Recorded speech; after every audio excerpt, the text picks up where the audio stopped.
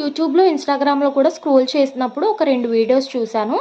Cooking videos చేసేవాళ్ళు తగినంత ఉప్పు వేయాలి, తగినంత కారం వేయాలి అని చెప్తారు. ఆ తగినంత ఎంతో మాకే తెలిస్తే వీళ్ళ వీడియోస్ చూసి మేమెందుకు కుకింగ్ నేర్చుకుంటాము అని.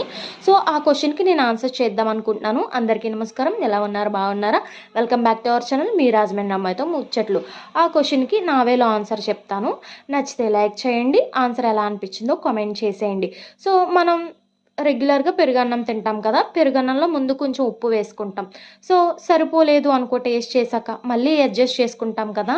సో కుకింగ్ కూడా అంతేనండి. ఎంత మాస్టర్ షెఫ్ అయినా ఇన్ని టేబుల్ స్పూన్లు కారం వేయాలి, ఇన్ని టేబుల్ స్పూన్లు ఉప్పు వేయాలి అని ఎవ్వరూ చెప్పరు. ఫస్ట్ ప్రాసెస్ స్టార్ట్ చేస్తాము. ఉప్పు వేసేటప్పుడు కొంచెం చూసి వేసుకోవాలి. అంటే ఎంత తక్కువ వేసుకుంటే అంత మంచిది. ఎందుకంటే తక్కువ అయితే మళ్ళీ వేసుకోగలము, కానీ ఎక్కువైతే దాన్ని అసలు తీయలేము. సో అదన్నమాట ప్రాసెస్. కొంచెం కొంచెం వేసుకొని మీ పక్కన ఉన్న వాళ్ళకి టేస్ట్ చూపించి సరిపోకపోతే మళ్ళీ వేసుకుంటే అర్థమైపోతుంది.